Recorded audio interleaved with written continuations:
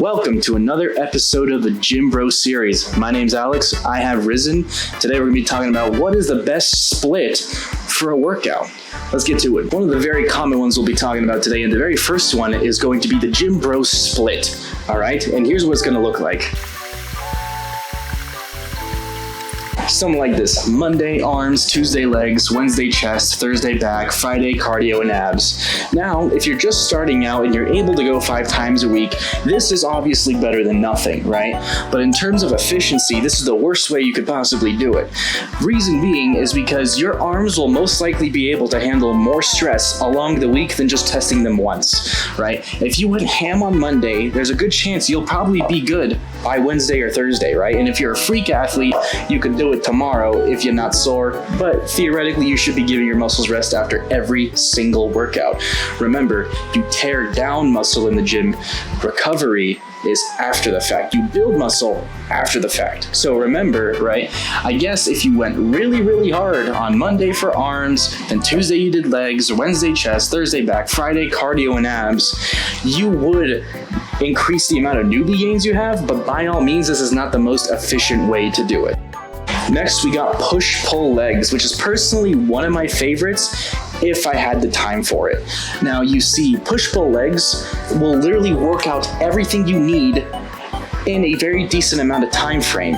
The only issue with this is that the gym would have to constantly be your life. For example, so ideally, you would be doing Sunday, Monday, Tuesday, push-pull legs, Wednesday off, Thursday, Friday, Saturday, push-pull legs, which is fine if you're okay with one day off in the middle of the week. Technically, you'd be giving yourself enough space for your push days, your pull days, your leg days. The only issue is that this would just be your life consistently. This is what you would be doing most of the time. And it leaves like very little room for, I would say, flexibility for your life. Of course, there's different variations of this where in between each session or each different cycle, you do push-pull legs 2 days off, push-pull legs 3 days off, and then get back onto it. But just remember, your days off will never be the same and it'll constantly vary. So this requires more scheduling. In terms of building the most amount of muscle the most efficiently, this would be the way to do it.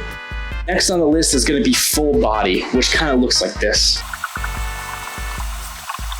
Now, while I think it is very important to focus on a group set of muscles at a certain time, full body is perfect if you can only go to the gym on a certain amount of days, right? Whether it be Sunday, Tuesday, Thursday, Monday, Wednesday, Friday, a day off in between is absolutely necessary, or you could do a full body set and then 2 days later go back and do it again. I say keep days in between for rest, right? I will say whenever I did try this one, I will find that maybe 2 days was not good enough rest for, let's say, my legs, for example, or my chest or my back. You could get used to this, but in terms of like efficacy and trying to build muscle in the fastest way possible, this would not be the way to do it. But if this is the most efficient way for you, I say go for this. There's nothing wrong with that. Now, one of the last and final ways you could work out is upper body, lower body. Let's see what that one looks like. I say when it comes to push-pull legs and upper body, lower body are probably the most efficient ways to have yourself recover enough, but also push as hard as you can the next session around. Doing it like this, honestly, is probably the most time-efficient thing that I have found personally, with the same amount of results as push-pull legs could possibly do. You can put this to Sunday, Monday, Wednesday, Thursday, have no days off in between, and just raw dog it like a monkey Monday through Thursday. That'd be fucking crazy, but you would have like 3 days off, so I guess it's fine. And now, what you've probably been waiting for is, what do I do to stay so swole and so cardiovascularly inept? Now, I know what this looks like. A whole bag of shit. Let me explain, okay? Hold on. So I don't like just going to the gym. I like doing body weight stuff as well. I love rock climbing. I fell in love with it about a year ago. The way my stuff is kind of settled out is upper, lower, rock climb, swim or nothing, and then upper, and then Saturday and Sunday, usually off. Sunday, I might hit it with an upper again or like a lower, whatever, but The main point of this video is probably keep it as consistent as possible. Whatever works for you is the best way to go about it. If you can only stay home and do bodyweight stuff, that is absolutely better than doing nothing at all.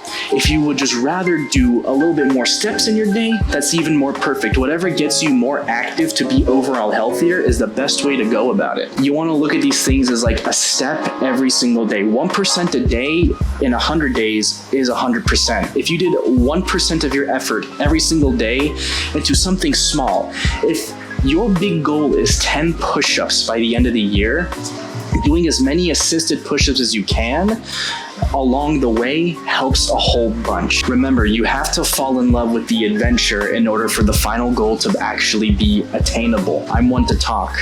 I'm at least 18% body fat. I'm not perfect. Thanks for watching. Remember, there's more Gym Bro advice out on the way. Please like, please subscribe. I love you. Good night tomorrow. I don't care. Have a good one.